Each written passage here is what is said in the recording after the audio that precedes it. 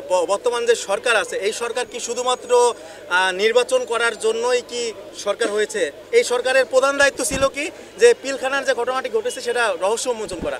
আসিফ নজরুল স্যারও কিন্তু গত কয়েক বছর আগে বলছিল যে আমি যদি ক্ষমতায় যাই পিলখানার ঘটনা নিয়ে আমি সবার আগে বিচার করব। কিন্তু আজকে আসিফ নজরুল স্যার চুপ কেন?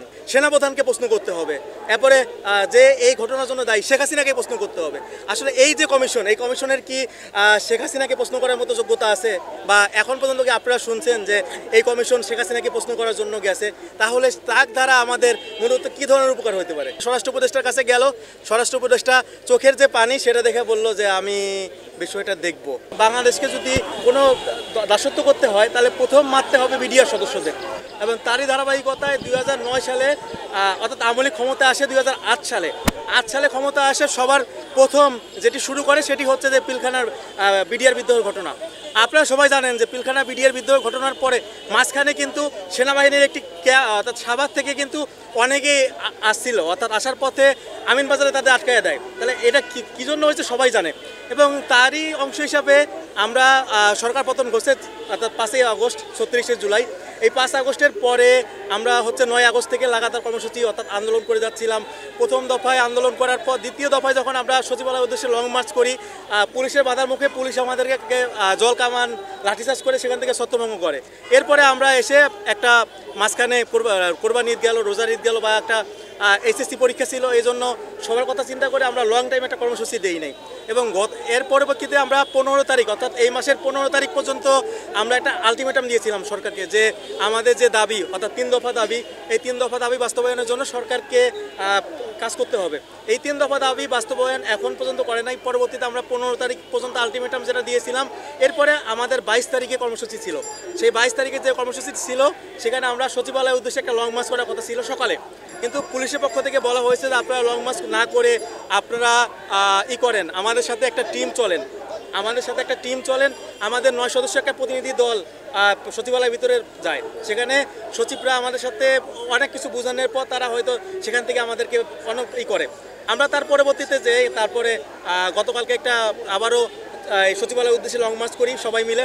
সেখানে ডিসি মাসুদ ভাই আমাদের বলে যে আমরা যাতে চলে যাই, আসলে আজকে আমাদের স্বরাষ্ট্র উপদেষ্টা যিনি আছে তার সাথে বসাবেন, কিন্তু আজকে সকাল থেকে কোনো প্রকার কোনো কথা হয়নি। এরপরে আমাদের 12টা 30 মিনিটে কর্মসূচি ঘোষণা করা হয় যে আমরা যমুনার উদ্দেশ্যে পদযাত্রা করব। প্রতিমধ্যে আমাদের যমুনার উদ্দেশ্যে যখন আমরা পদযাত্রা করলাম তখন আমাদের শাহবাগ থানার সামনে বাধা দেওয়া হয়। সেখানে আমরা শাহবাগ থানা পরে সেখানে কোনোভাবে আমরা শাহবাগ ব্লক করার পর আমরা সেখান থেকে পুলিশের পক্ষ থেকে বলা হয় যে আগামীকাল সকাল 10টায় আমাদের স্বরাষ্ট্র উপদেষ্টার সাথে মূলত কথা হবে। আচ্ছা, যে কমিশনটা আছে সেই কমিশন কি বর্তমান যে সেনাপ্রধান আছে তাকে প্রশ্ন করার মতো সামর্থ্য রাখে? আমার একটা প্রশ্ন যে কমিশন গঠন করা হয়েছে সেই কমিশনকে কিন্তু আগে সব যাচাই বাছাই করতে গেলে সেনাপ্রধানকে প্রশ্ন করতে হবে, এরপরে যে এই ঘটনার জন্য দায়ী শেখ হাসিনাকে প্রশ্ন করতে হবে। আসলে এই যে কমিশন, এই কমিশনের কি শেখ হাসিনাকে প্রশ্ন করার মতো যোগ্যতা আছে? বা এখন পর্যন্ত কি আপনারা শুনছেন যে এই কমিশন শেখ হাসিনাকে প্রশ্ন করার জন্য গেছে? তাহলে তার দ্বারা আমাদের মূলত কী ধরনের উপকার হতে পারে? আগের বিচার বহাল রেখে নতুন করে এটার জন্যই ধারাটা আমরা বাতিল চাচ্ছি। আরেকটা কথা বলা যায় যে হাত পা বাইদারে ফেলাতে দিল, দিয়া বলে তুমি সাঁতার কাটো মনের জগতে, মানে ইচ্ছা মতো তুমি সাঁতার কাটো, আমরা কেউ বাধা করবো না, দেওয়া হলো, তুমি যা ইচ্ছা তাই করতে পারো। কিন্তু আসলে এইটা তো আমরা চাই না, কারণ 5 আগস্টের যে স্বাধীনতা হয়েছে সেই স্বাধীনতার পরে আমার একটা প্রশ্ন সবার কাছে যে 5 আগস্টের পরে আজকে কেন রাস্তায় নামতে হবে? এটা কি সরকারের উচিত ছিল না? আচ্ছা, বর্তমান যে সরকার আছে এই সরকার কি শুধুমাত্র নির্বাচন করার জন্যই কি সরকার হয়েছে? এই সরকারের প্রধান দায়িত্ব ছিল কি যে পিলখানার যে ঘটনাটি ঘটেছে সেটা রহস্য উন্মোচন করা। আসিফ নজরুল স্যারও কিন্তু গত কয়েক বছর আগে বলছিল যে আমি যদি ক্ষমতায় যাই পিলখানার ঘটনা নিয়ে আমি সবার আগে বিচার করব। কিন্তু আজকে আসিফ নজরুল স্যার চুপ কেন?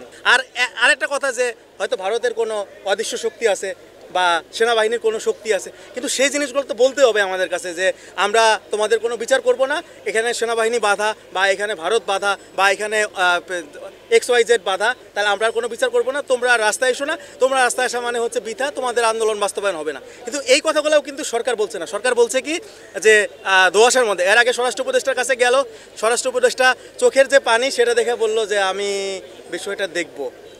আজকে কয় মাস পার হয়ে গেছে? মাসের 15 তারিখ থেকে 15 তারিখে কথা হয়েছে, আজকে হচ্ছে জুন চলতেছে, তাহলে 3 মাস এমনিতেই গেল। মানে অন্য অন্য সব দাবি দেওয়া পূরণ হবে, খালি বিডিআরের বেলা দাবি দেওয়া পূরণ হবে না, এটা তো আসলে কাম্য না। কারণ বিডিআরের দাবি দেওয়াই কিন্তু যৌক্তিক দাবি।